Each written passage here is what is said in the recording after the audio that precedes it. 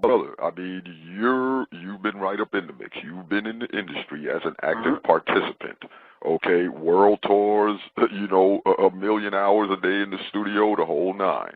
Right. Okay, so now you're talking from the inside, not someone, from the outside.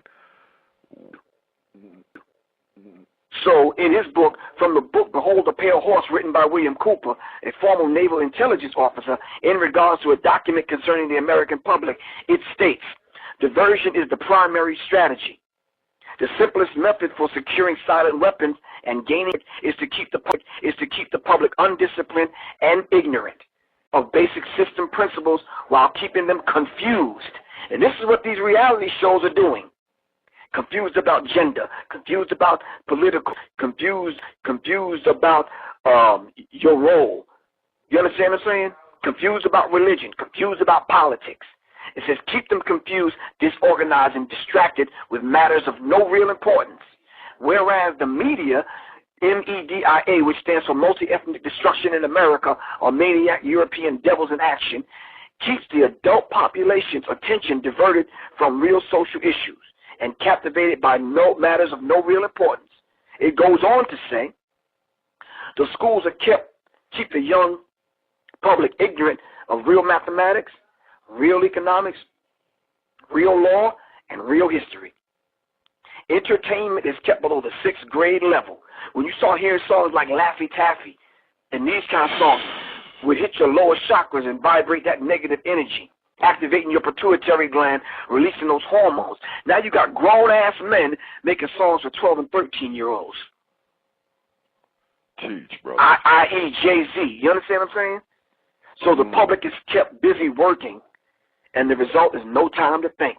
And that's exactly what they produced. And they wrote about it inside of a book called the Tavistock Institute of Human Relations, Shaping the Moral, Spiritual, Cultural, Political, and Economic Decline of the United States by John Coleman. Now, John Coleman is the gentleman that wrote the Committee 300.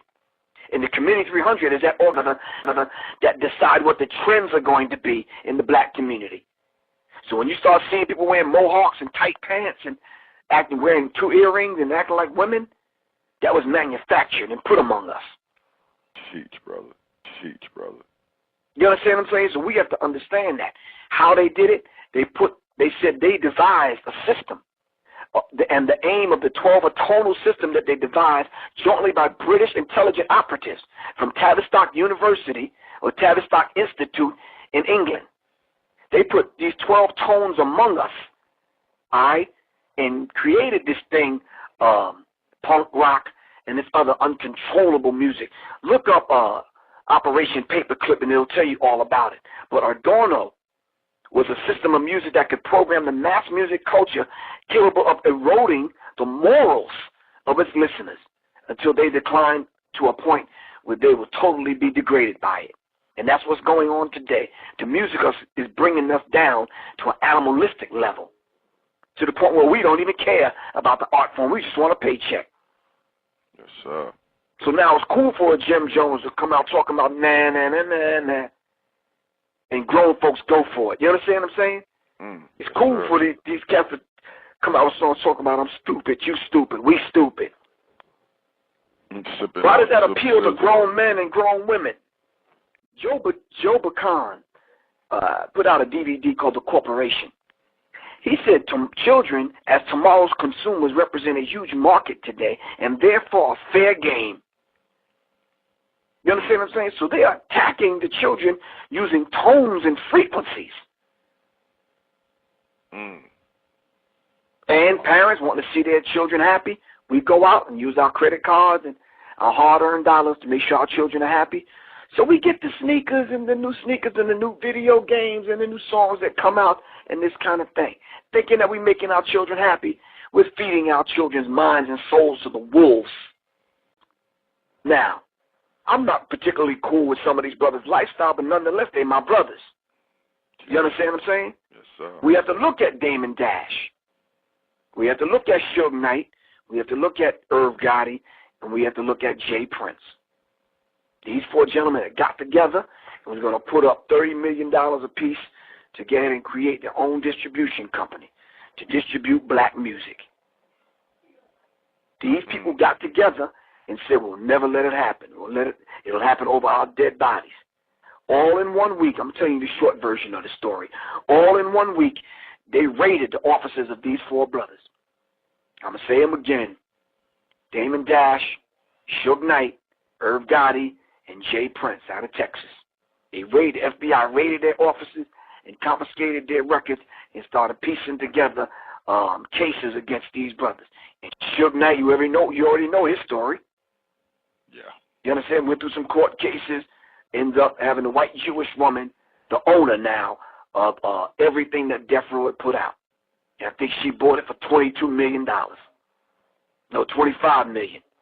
Ain't that something? 25. She owns the entire catalog. I'm going to have to get this woman's name so I can put it in my records. Irv Gotti, him and his brother, was brought up on charges, remember? Oh, yeah. Several years ago. And his thing was publicized because they raided his offices and tried to connect him to some mob ties and some drug dealing and that kind of thing. Thanks to your man, 50 Cent. We'll talk about that in a minute.